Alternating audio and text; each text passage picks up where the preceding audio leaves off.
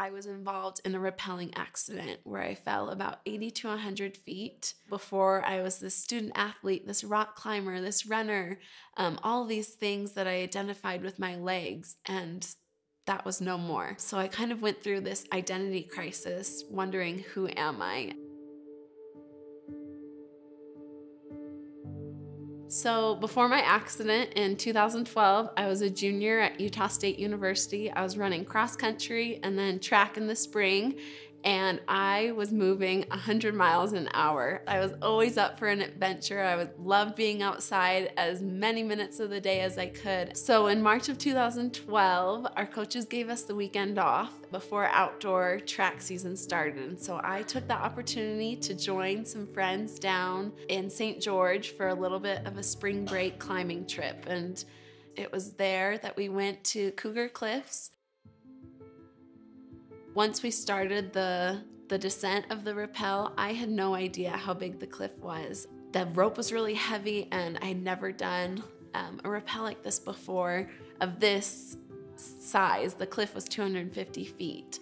And so as the speed kind of picked up, I tried to slow myself down, and my hand was burning so badly. We later found out I had a 3rd-degree burn on my hand, so I had held on for as long as I could to try and slow my descent, but at that point, it was a free fall for the next 80 to 100 feet until I hit the ground. I couldn't scream, I couldn't make any noise because I was falling so fast, but I kept wondering, when's the ground gonna come? When's the ground gonna come?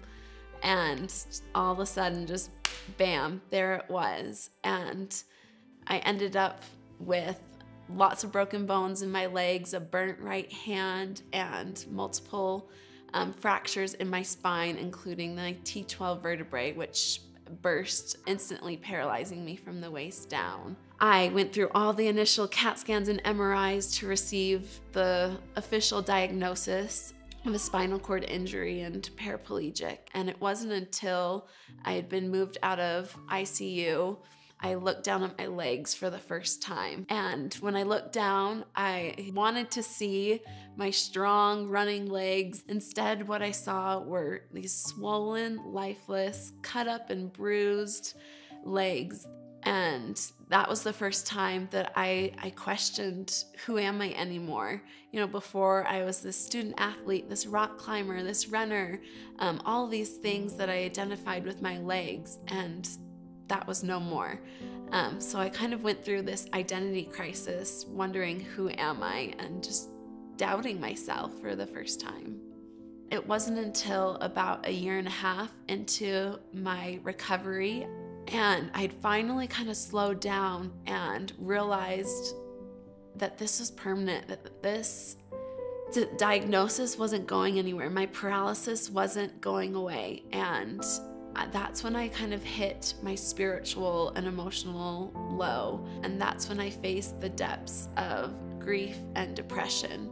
Those were the moments where I felt completely alone and wondered where that promise was that God had given us, saying, I will not leave you comfortless. And there I was, feeling pretty dang comfortless and questioning everything that I had thought I knew about our loving Heavenly Father. There was no one light bulb moment when everything came together and I was happy again.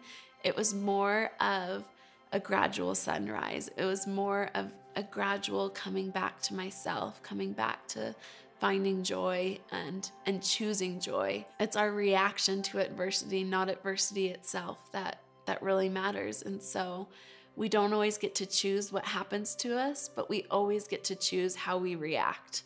And I don't think Heavenly Father is upset with us when we feel the sadness and the darkness, but just as long as we still choose joy and to choose Him at the end of the day.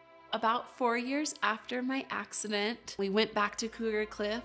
I didn't want any what ifs to hang over me, and I just wanted to kind of claim and conquer that experience. I didn't want my paralysis and my injury to claim me. I wanted to claim the experience. And so we went back and we rappelled Cougar Cliff together with my search and rescue team at the top and the bottom of the cliff. And it wasn't until I reached the bottom and realized what I had done, and I just felt so free. I felt like I had closed that chapter and could open up a new chapter in my book. And I was shortly after engaged to my husband and married that summer, and I just really felt like by claiming and conquering that cliff and that experience, I was choosing how I was going to live my life, how I was going to move forward. And I was choosing to do that with joy and optimism. I mean, we all have experiences in our life, hard ones and good ones and traumatic ones. And we all experience loss in one way or another. It's not about whether you've fallen off a cliff or lost a loved one or failed a test or didn't get into the college of your dreams. It's not about what our loss or disappointment is. It's about how we choose to react and how we choose to move forward. And now, as I've chosen to move forward with optimism and hope and joy, I'm really able to see kind of the full picture of how beautiful life can be, even in the midst of trials and hard things.